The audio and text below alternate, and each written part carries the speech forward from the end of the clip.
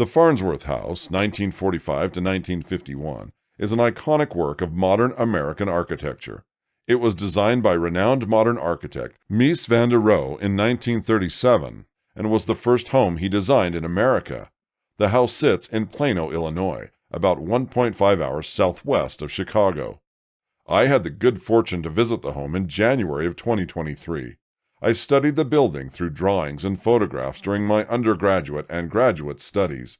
However, seeing the building in person, experiencing the spaces, and closely observing the details gave me a new appreciation for this seminal work of architecture. The Farnsworth House was designed to be a vacation retreat for Edith Farnsworth. It is a floating steel box wrapped on all sides with glass, with an attached floating terrace. Inside is a sleeping area, living area, dining area, kitchen, 2 bathrooms, and a mechanical storage closet. So why is a small structure outside of Chicago worthy of worldwide architectural acclaim? The Farnsworth House is important because it challenged the idea of a conventional home. Simply put, it was so starkly different from homes that people were familiar with at that time. The home embodied the philosophy and language of modern architecture down to every detail. It was one of the purest examples of modern architecture that had been realized and constructed up to that point in history.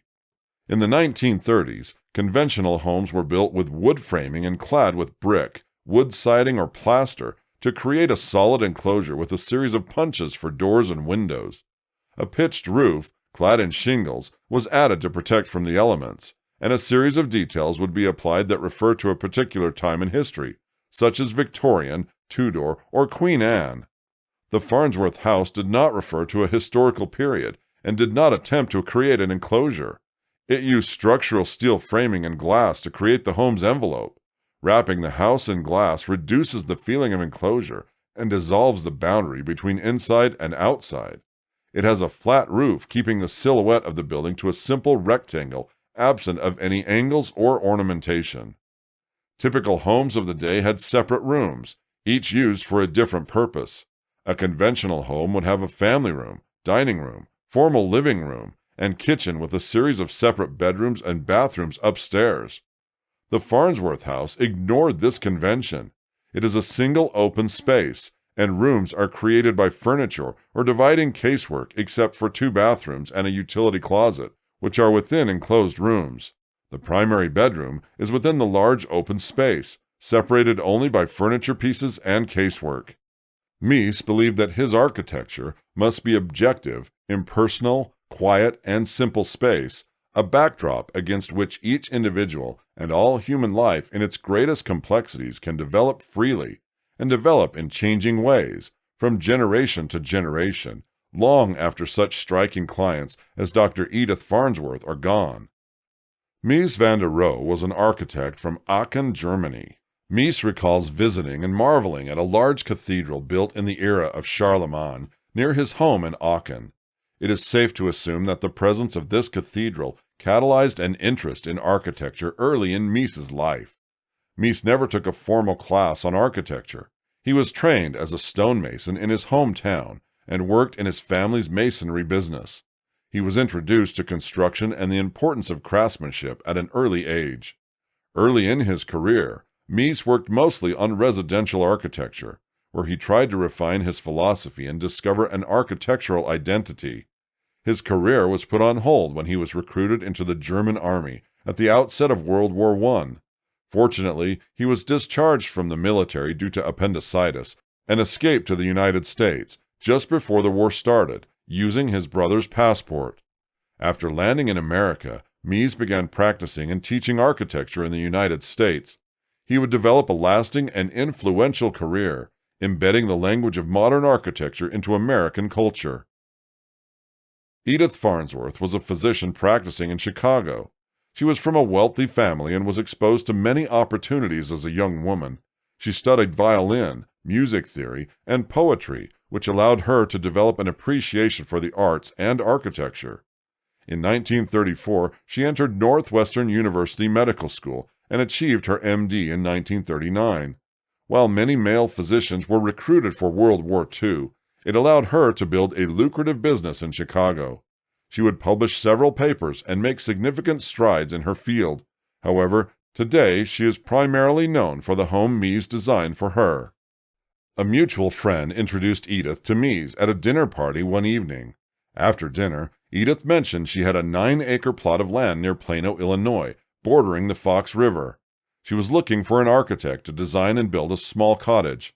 A portion of the site was at a lower elevation near the river in a flood zone, which would become an area of contention down the road. She had purchased the lot for $500 per acre and was already starting to design her home. After dinner and a few drinks, they continued discussing the project. Mies and Edith would begin taking several weekend trips to the site together, discussing preliminary design concepts, materials, and building sitting. In earlier conversations, Mies mentioned that here, meaning the site, where everything is beautiful and privacy is no issue, it would be a pity to erect an opaque wall between the outside and the inside. So I think we should build the house of steel and glass. In that way, we'll let the outside in. This quote gives a glimpse into Mies' vision for the home. Mies and Edith would work well together at the beginning of the relationship. They were both deeply intellectual people and enjoyed sharing thoughts on philosophy and poetry. Many have suspected an affair occurred between the two, despite Mies still being married to a woman in Germany. However, through the process, tensions grew. Countless accusations, apparent cost overruns, miscommunications, and disagreements resulted in an unsalvageable relationship. On the surface, the Farnsworth House is a pristine work of architecture with spiritual purity. However, the story behind the home is riddled with conflict, building defects, and litigation. A fantastic book titled Broken Glass, Mies van der Rohe, Edith Farnsworth, and a fight over a modernist masterpiece by Alex Beam divides the detail about the conflict between Edith Farnsworth and Mies. Unfortunately, no formal agreement for the project was made between Mies and Edith. This was a significant mistake by both parties and would be at the core of the legal dispute between them. The unwritten agreement was that Mies would design the home without charging professional architectural services. When Mies could not find a contractor willing to build the home, he also assumed the role of general contractor. It was stated that Mies provided Edith with cost estimates and spending reports throughout the project. However, Edith alleged that this was untrue. The lack of formal paperwork created a he said, she said series of accusations. Mies and Edith ended up suing each other. Edith would accuse Mies of not involving her in design decisions, exceeding the construction estimate, and a lack of professional competency. Mies would accuse Edith of non-payment. The event was professionally humiliating for Mies and widely published. However, when photographs of Edith in Mies' office reviewing drawings during a design meeting were presented as evidence, her accusations and credibility were significantly compromised. Mies would prevail in the suit and be owed only a few $1,000s as compensation. The victory would not alleviate Mies' distaste for Edith or the project. It was said that Mies never actually saw the finished home. However, there were accounts of drivers picking him up in Plano years after the completion of the home. The house was primarily constructed from steel and glass. Travertine stone tiles cladded the floor and entry surface. The frames of the roof and floor are constructed using 15-inch structural steel C-channels turned with their flat side out to expose the cleaner side of the member. A total of 8 steel columns, W8 by 48, are welded to the C-channels and create the vertical support system of the house. The columns span vertically from the roof down to the foundation system at grade level. All the structural steel members are painted white.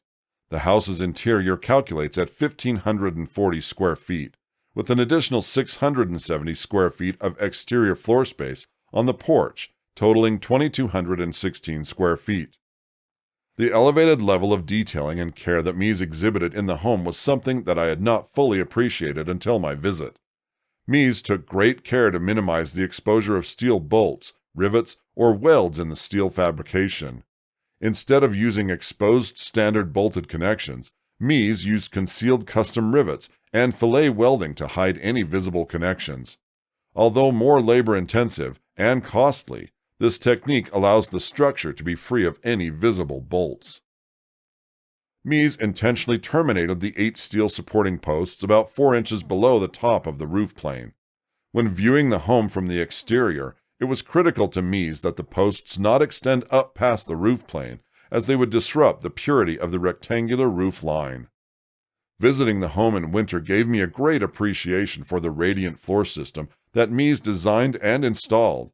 He allowed several inches under the interior travertine to run copper pipes that circulate warm water. Although it takes some time for the water to circulate and heat the floors, it is a great way to condition the house in that it is quiet and takes relatively small amounts of energy to operate. A fascinating detail revealed while touring the home was the height of the wood casework in the main living space. Mies understood that wood did not play well with sunlight. He knew that if he brought the wood casework down to the floor, a gradient of bleaching would happen on the vertical face of the casework from the sun. By lifting the cabinets off the ground to the line where the winter solstice hits, he would avoid this problem. This also allowed for an additional storage cavity under the casework where firewood could be stored. It was also a space where Edith Farnsworth would store her suitcases when she visited for the weekend, as there was minimal storage in the rest of the house. The way that Mies detailed the floor outlets of the project is also worthy of note. Most outlets would have to go on the floor in a glass house with no exterior walls. As stated above, Mies refused to clutter his ceilings with downlighting.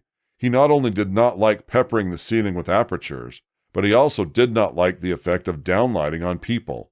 He believed that lighting was best at floor level and accomplished with lamps. For the lamps, he would need floor outlets. The single utility core was below the house. Because the house was elevated, any water pipes, gas, electrical, or sewer that served the house needed to rise vertically up into the home inconspicuously. Mies' solution for this was to condense all the utility runs into one single cylinder under the home. The cylindrical core is painted black and imperceptible when viewing the house from the exterior. The home was lifted off the ground to accommodate for the potential flooding of the Fox River. Mies had contracted the Illinois State Water Survey to inquire about the highest flood stages of the area. They could not provide any historical data on water elevations, so Mies was forced to contact local farmers in the area and ask them to recall the highest flood elevations they remember seeing. This is how the decision was made to elevate the house off the ground exactly 5 feet 3 inches.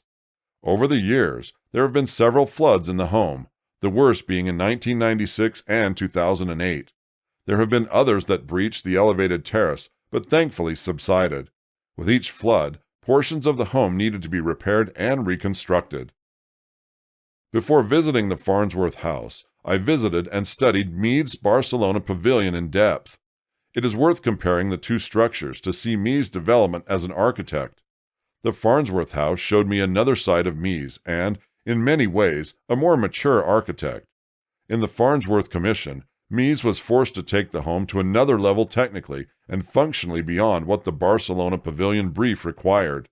Without a doubt, the Farnsworth brief was more technically demanding because it would need to serve as a functioning vacation home.